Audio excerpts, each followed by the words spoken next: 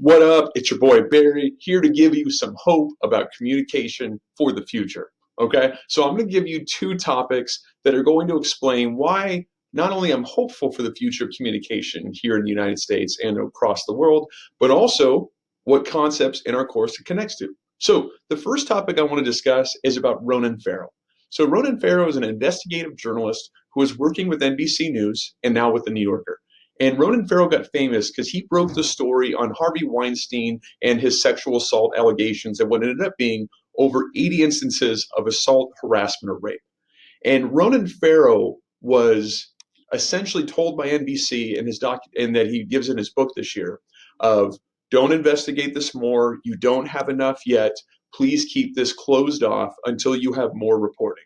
But he had faith in his own reporting process. He had faith in the contact that he'd had with some of the victims of Harvey Weinstein and didn't let NBC telling him not to run it stop him from running the article. So he went to the New Yorker, said, I have this piece. Will you please run it? And that is a very powerful example to set, I believe, for future generations. Another really powerful example that I think really resonated with me is a guy who's by the name of Chef Arnold Abbott.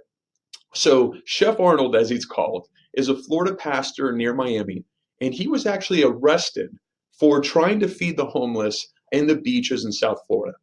Now, some people were arguing, why the heck is this a communication-based example? It's a dude feeding homeless people.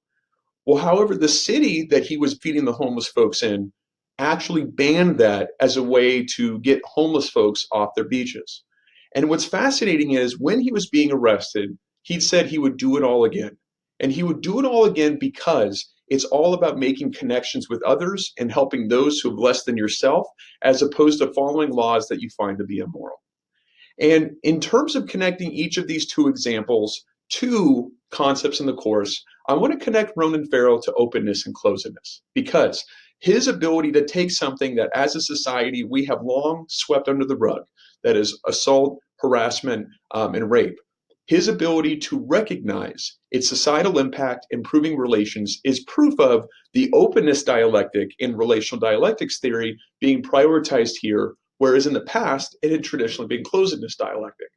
And his use of that openness closedness dialectic gives me hope because more people now have a framework in which to operate under to say we are done with sweeping under the rug big issues that traumatize and physically abuse others. So the notion that he would start a conversation and risk personal harm to himself, where he was investigated by Harvey Weinstein's attorneys and followed by them, proves that the openness dialectic with big issues may be hard, but it's necessary. And then finally, with Chef Arnold Abbott, this to me is one of the biggest affirmations of collectivistic verbal messages because even when getting arrested, even when being faced with something that he himself did a wrong by himself, he said, I would do it again, and I want to do it to open up dialogue. And that is the perfect representation of collectivistic verbal messages because collectivistic messages are thinking about others outside of yourself. And how do we improve our local community, my family, or the area in which I live? And by prioritizing the need and the helping of others outside of his own safety and not going to jail demonstrates collective verbal messages in a way that shows thinking about your own values and how it impacts others is oftentimes more important than thinking about the values that you are breaking to achieve that goal. And having that mindset, holding those collectivistic verbal messages, to me, is very powerful and it gives me so much hope. That's my speech. Thank you.